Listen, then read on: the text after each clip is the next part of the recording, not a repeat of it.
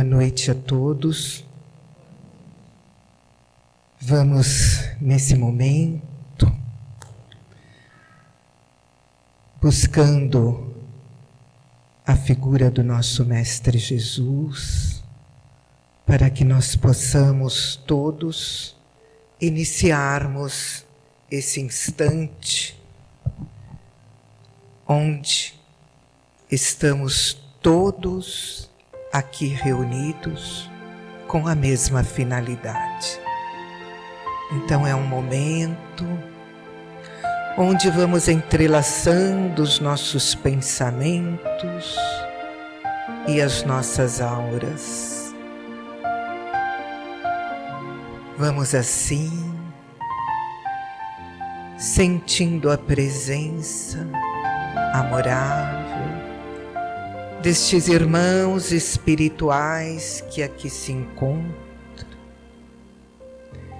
desde há muito já preparando o ambiente para nos receber. Que neste momento possamos aurir destas energias benéficas que aqui são espargidas, na certeza de que onde houver duas ou mais pessoas reunidas em nome de Jesus, ali Ele se faz presente. E é na presença do Mestre incondicional de nossas almas que nós buscamos elevar o nosso pensamento até Deus, o nosso Criador, agradecendo pelo dom da vida, agradecendo pela oportunidade da reencarnação e por podermos estar aqui reunidos em nome de Jesus nesta noite. E é assim que vamos dizendo ao Pai as palavras que Jesus singelamente nos ensinou. Pai nosso que estais no céu, santificado, Senhor, seja o teu nome. Venha a nós o teu reino de amor e de paz, e seja feita a tua e não a nossa vontade, aqui na terra como em todo o universo. O pão nosso do corpo, do Espírito, dai-nos hoje e sempre, Senhor, e perdoe as nossas dívidas, que são tantas, assim como também nós perdoamos aos nossos devedores. E não nos permita, Pai, cairmos nas tentações da nossa invigilância e livra-nos, Senhor, de todo o mal, inclusive daquele que persiste em residir no nosso interior. Faça-nos perceber, Pai, que teus são o poder, o reino e a glória para sempre. Que assim seja.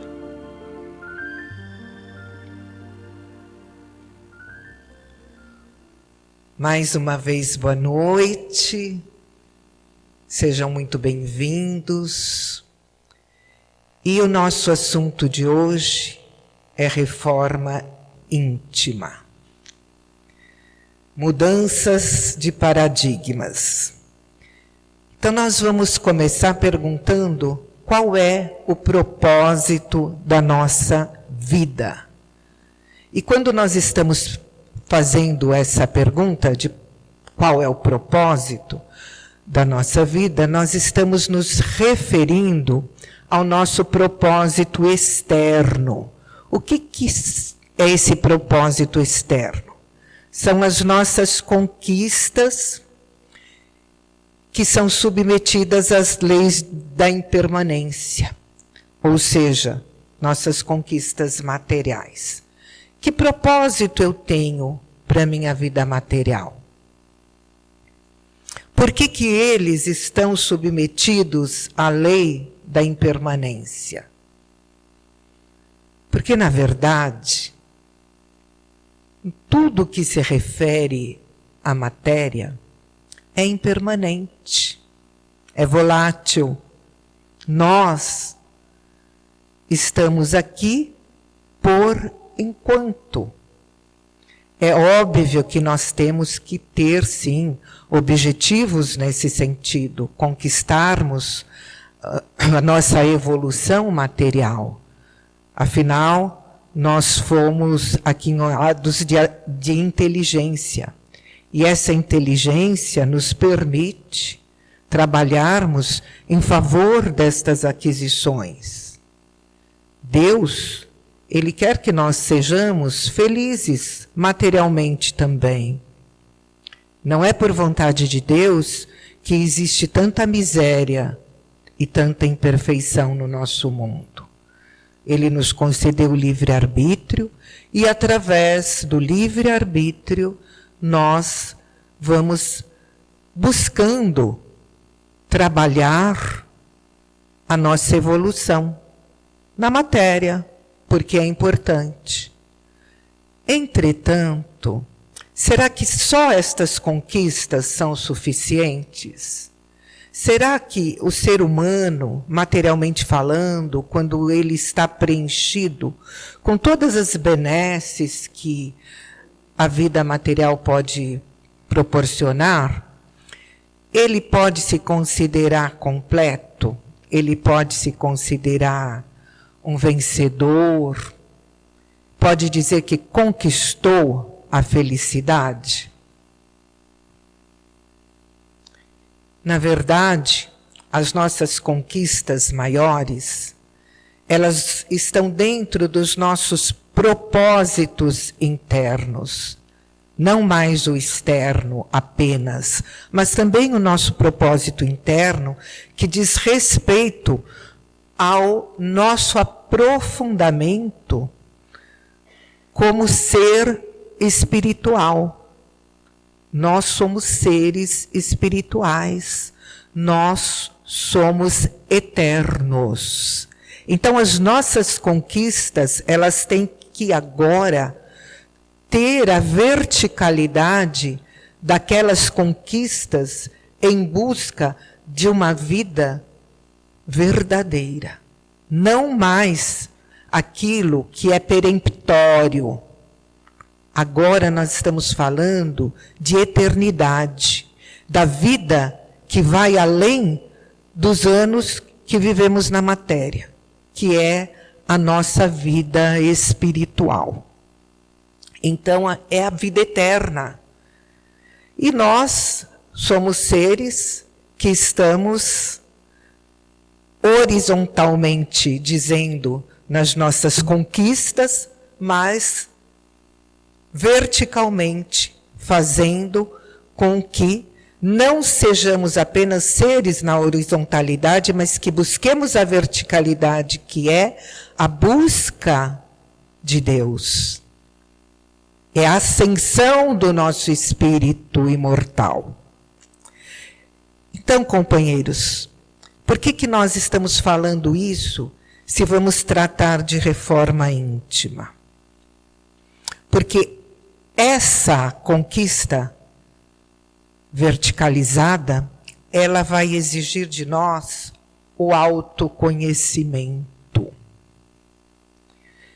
E o autoconhecimento, ele não é alguma coisa que se conquista de um momento para o outro.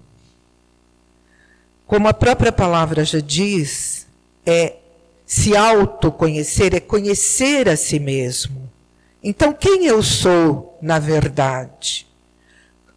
Quantas máscaras eu uso no decorrer da minha existência?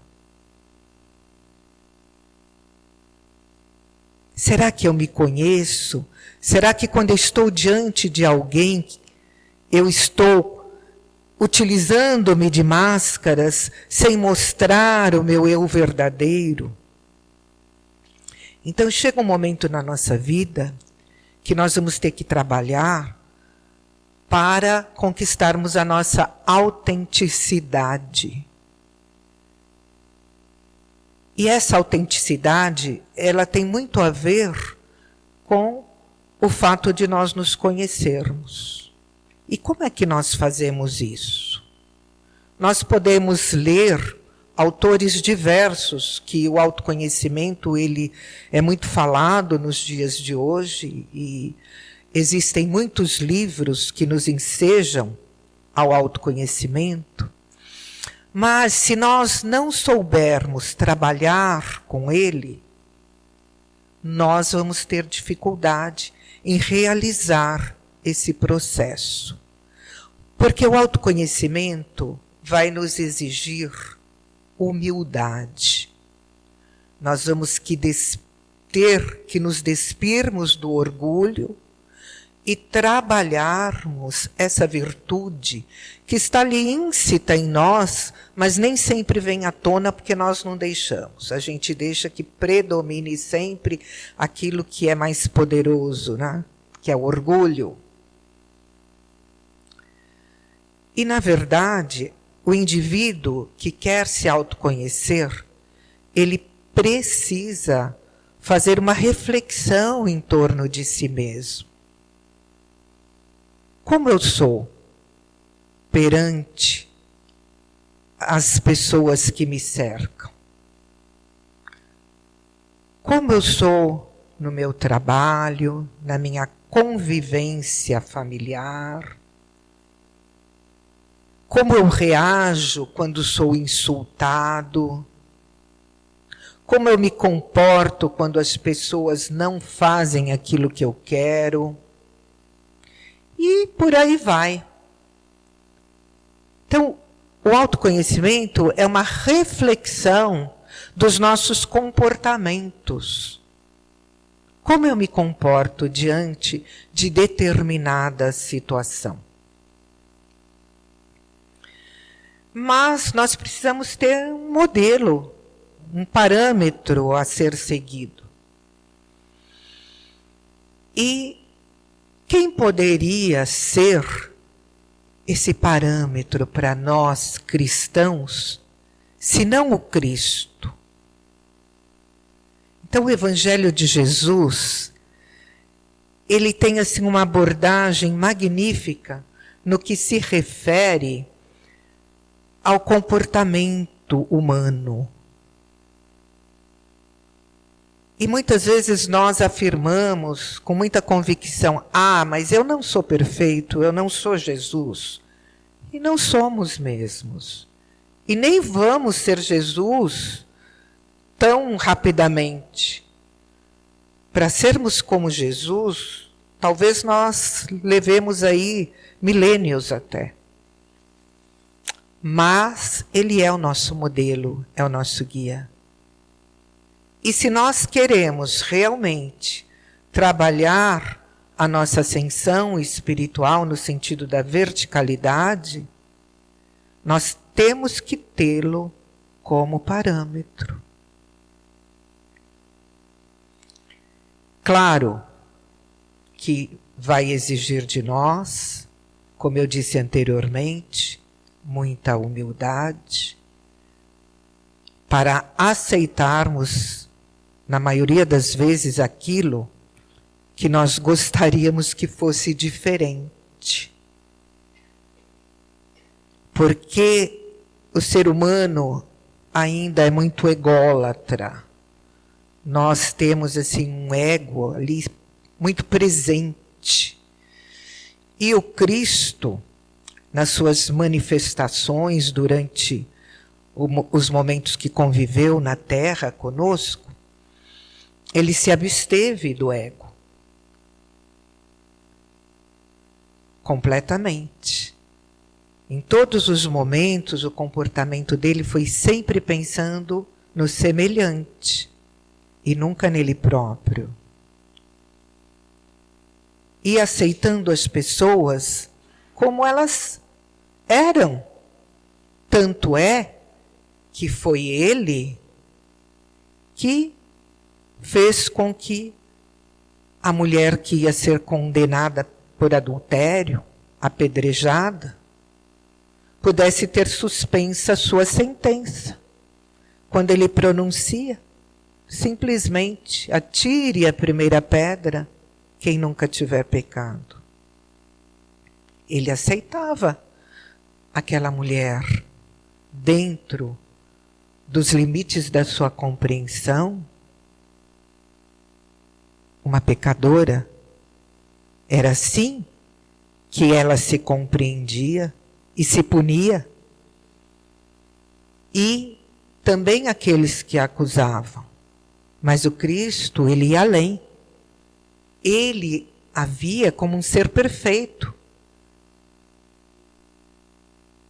Na sua condição de mortalidade, alguém que estava caminhando para atingir a perfeição, com erros, com acertos. O fato foi que, ao ser liberta por Jesus daquela sentença, ela, olhando para ele, pergunta: mas e tu, mestre, não me condenas? Ele olha para ela com muita serenidade e diz: não sou eu que te condeno.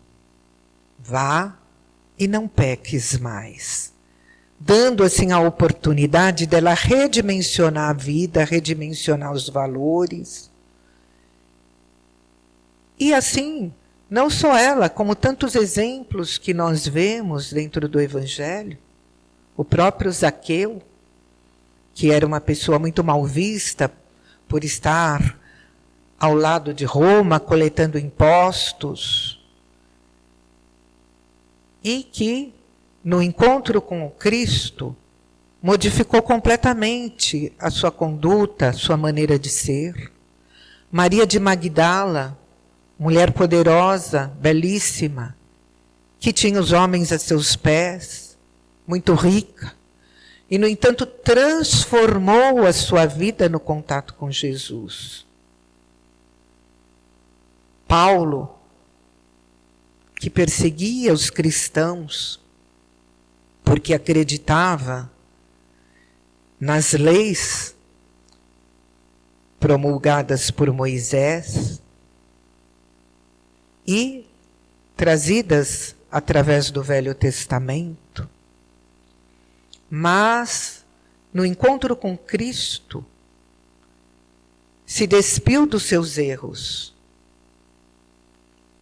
transformou-se e abnegadamente deu a sua vida pelo cristianismo. E quando Jesus fez a escolha dos seus discípulos, ele não foi atrás de pessoas que eram perfeitas ou que não tinham defeitos. Todos eles. Tanto é que Pedro, em hora extrema, nega o Cristo por 3 vezes consecutivas. Então, companheiros, o Cristo nos conhece perfeitamente.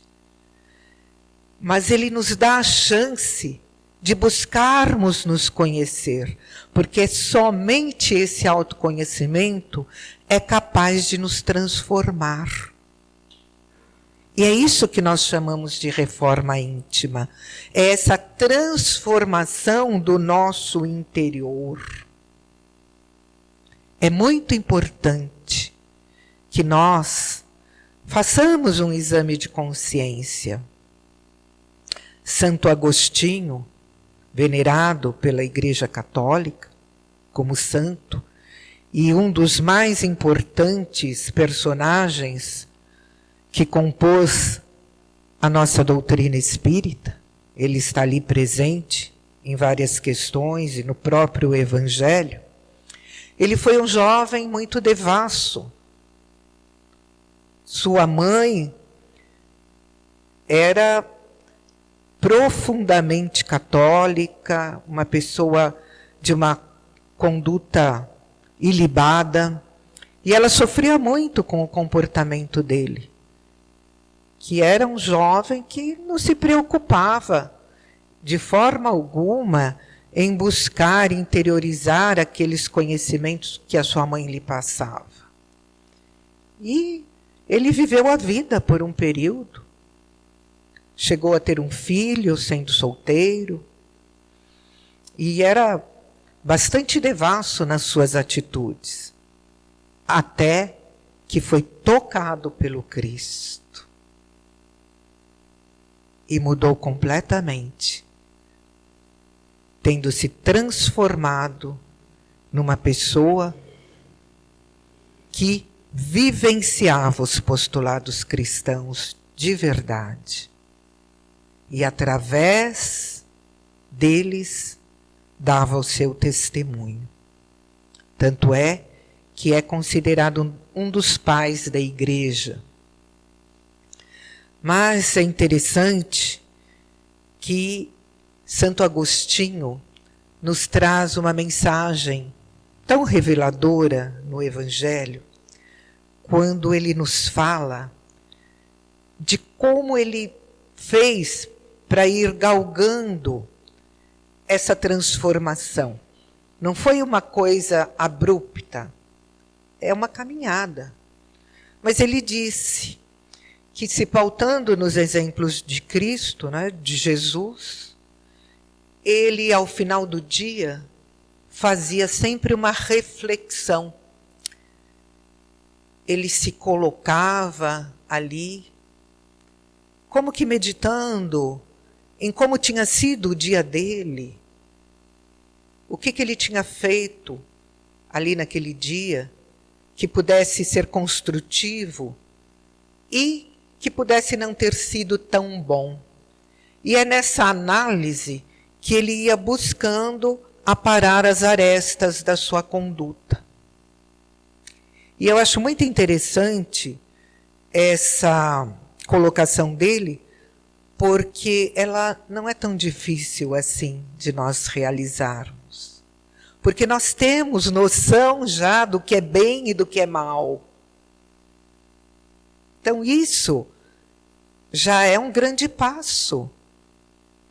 Então, as nossas condutas, visto sob essa ótica, elas nos ensejam possibilidade de mudança, de transformação, de irmos deixando o homem velho para que ressurja o novo homem.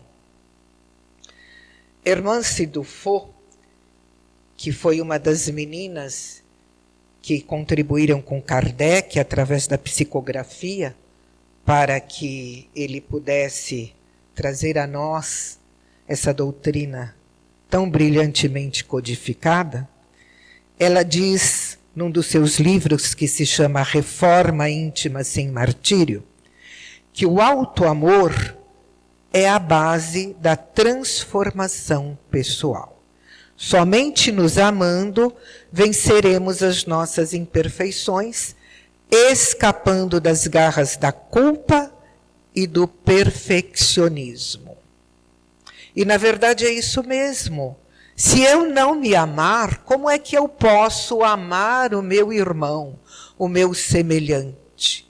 Então, a pessoa que está sempre de mal consigo própria, que não se perdoa pelas atitudes desairosas que praticou em algum momento, que está carregando ali aquele sentimento de culpa que pesa na sua jornada evolutiva, ela não consegue mesmo trabalhar essa questão da reforma interior. Então, nós precisamos nos desapegar das culpas, precisamos nos amar. Esse auto-amor é que faz com que as pessoas possam se doar ao semelhante. Se Chico Xavier não se amasse suficientemente, será que ele conseguiria fazer esse ministério de amor que ele efetuou nos seus anos na Terra? E nós temos aí inúmeros exemplos. Madre Teresa de Calcutá, Irmã Dulce, o próprio Divaldo Franco, que felizmente ainda está entre nós, não é? Com 94 anos aí, 70 deles a serviço da doutrina.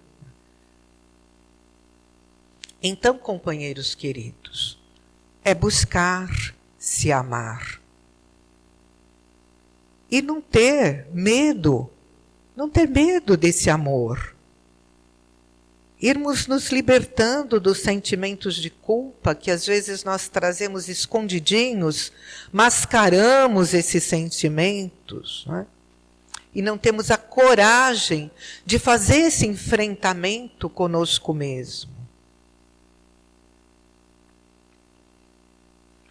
Joana de Ângeles, ela nos diz: evita o costume doentio de transferir para os outros a tarefa de decidir por ti, de viver sob os conselhos do demais como se fosse um parasita psíquico.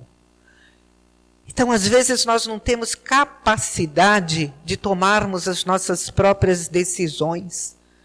Nós estamos sempre na dependência do que o outro vai pensar de nós, ou do que ele pode fazer por nós.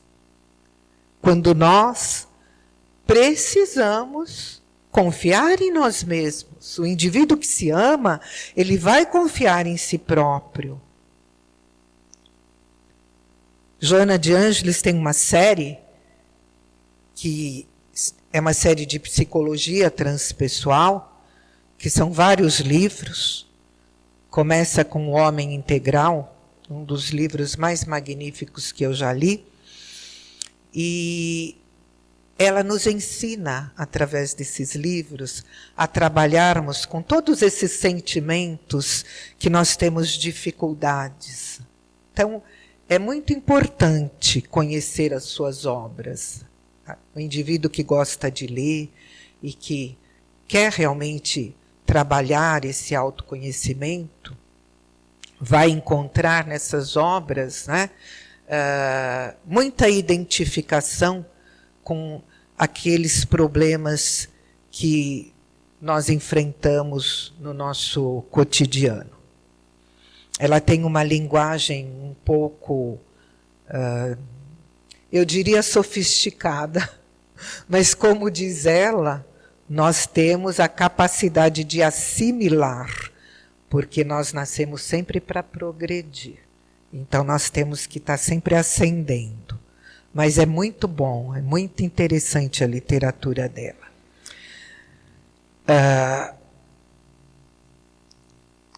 Prem Baba, Sri Prem Baba, que é um guru indiano, ele nos diz: ao reconhecermos nossa verdadeira identidade, nos tornamos livres para ser quem somos. Então vejam bem, companheiros, a importância dessa frase. Mas para isso, para que nós reconheçamos a nossa verdadeira identidade, é preciso que nós trabalhemos esse autoconhecimento. Aí nós vamos ser livres. E nós vamos ter uma aceitação completa de nós mesmos. Porque nós fomos criados por Deus. E como que é que nos foi ensinado? Que nós fomos criados à imagem e semelhança de Deus. Mas sempre pensamos numa imagem de Deus antropomórfica, de um ser humano como nós. Mas não, Deus é luz. Tanto é que o Cristo nos disse: vós sois deuses e sois luzes. Então nós somos luz também.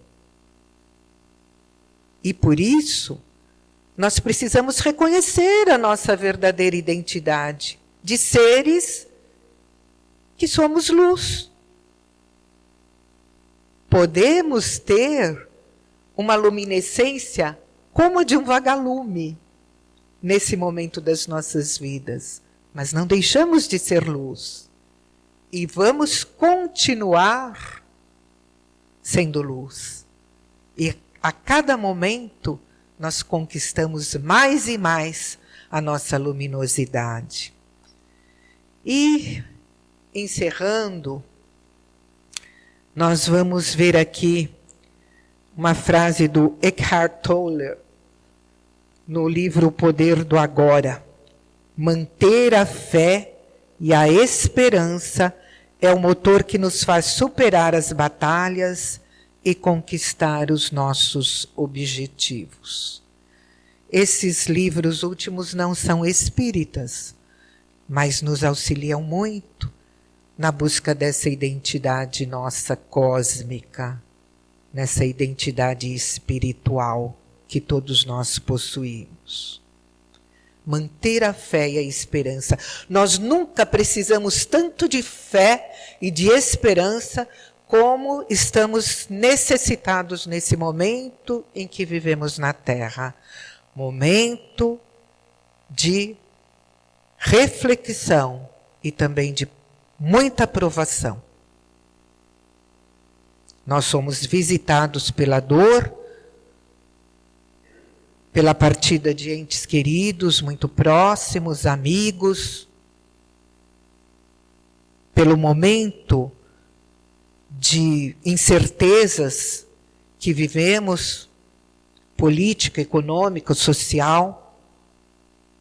Então nós nunca precisamos tanto nas nossas vidas da fé e da esperança, desse motor que é que vai nos colocar à frente, que nos vai dar a possibilidade de continuarmos a nossa caminhada, a nossa batalha na Terra.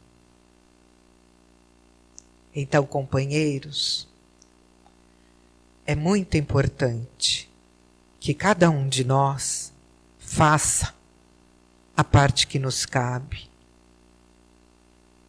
É muito importante que nós realmente vejamos esse momento como um momento de transição planetária, onde nós vamos sair do mundo de provas e expiações para adentrar o mundo de regeneração.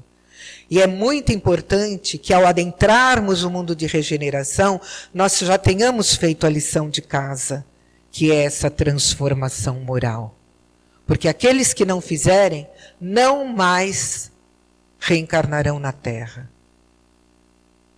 A Terra não será um mundo apropriado para aqueles que ainda estão presos no orgulho e no egoísmo, os grandes vícios que são a raízes de todos os males.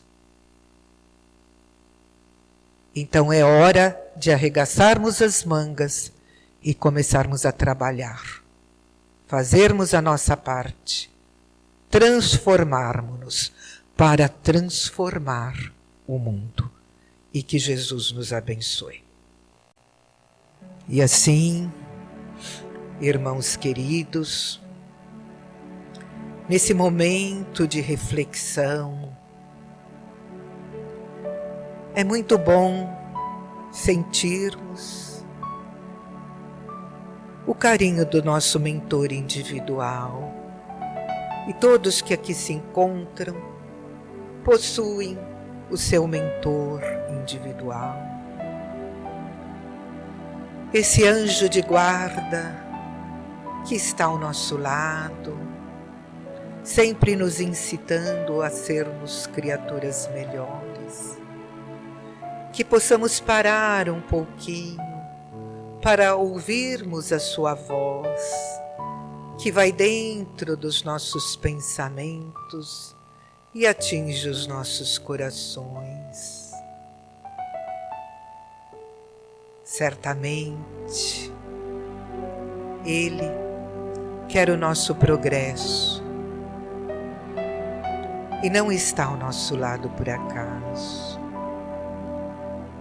Deus é tão maravilhoso que nos enviou Jesus para que Ele pudesse deixar-nos a estrada da redenção. Essa estrada que tem a característica das portas estreitas, que são aquelas que vão servindo de amálgama aos nossos espíritos, mas que nos compensa com a felicidade de tornarmos-nos seres realizados e plenos, que passemos por ela, passemos por essa porta estreita, passemos pelas estradas que nos ensejam a renúncia, o perdão, a compreensão, porque são elas que nos levarão à fraternidade universal. E na certeza que a Terra, destinada a ser um dos mundos regenerados do espaço, quiçá possamos nós contribuirmos para que isso aconteça. E é assim, com nosso coração repleto de gratidão, de fé, de esperança, que nós vibramos por esse planeta Terra.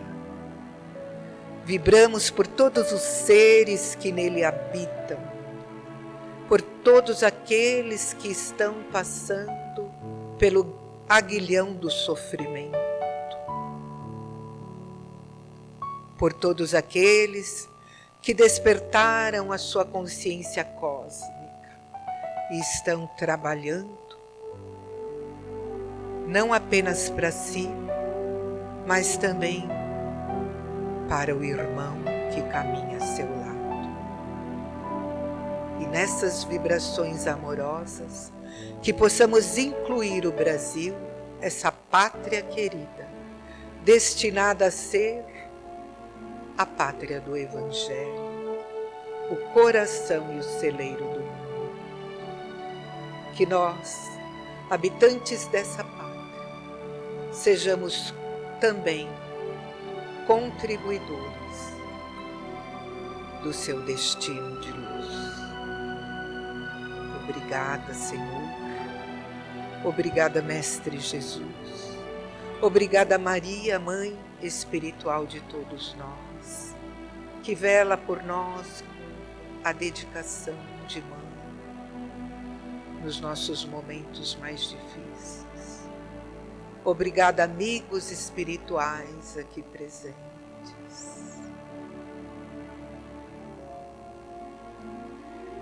Obrigada mais uma vez, Jesus, Mestre querido, e Deus, nosso Criador.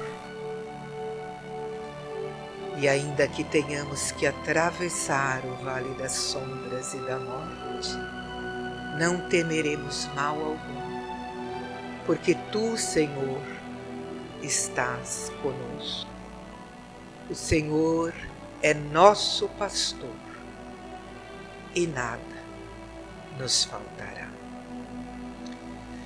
E nesse momento, vamos pedindo a presença dos nossos companheiros passistas para o nosso passe coletivo. Quanta luz nesse ambiente, descendo sobre nós. É assim, com as frases dessa canção, que nós nos colocamos agora como receptores.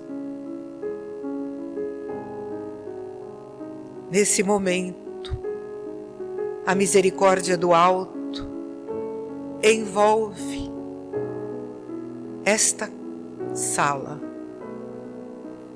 este salão Assim dizendo, em luz, muita luz. E essa luz, trazida até nós pelos espíritos aqui presentes, se juntam às luzes emanadas pela doação dos nossos irmãos, trabalhadores do passe, formando assim uma egrégora de amor sobre nós, que possamos sentir essa energia que vai adentrando os nossos centros de força através do nosso centro coronário, no alto das nossas cabeças, e se espargindo por todos os demais centros, no nosso corpo perispiritual. E estas energias, adentrando o nosso corpo perispiritual, são levadas até os nossos plexos, que correspondem assim ao nosso corpo físico. E nós vamos sentindo-nos física e espiritualmente fortalecidos, reanimados nos nossos propósitos, energias restauradoras se fazendo sobre cada um particularmente,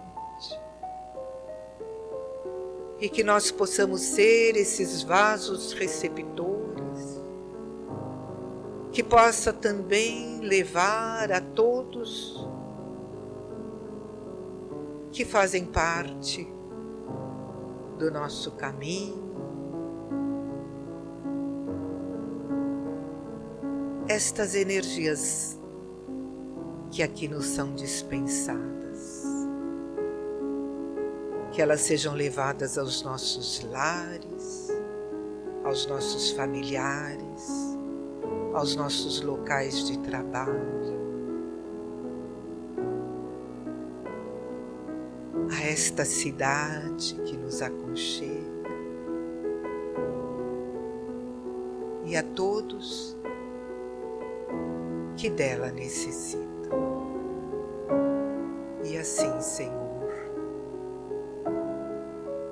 mais uma vez, a nossa gratidão, e que saiamos daqui, nesta noite, com os sentimentos de fé e de esperança presentes no nosso íntimo. Que a tua paz seja a nossa paz. Graças a Deus.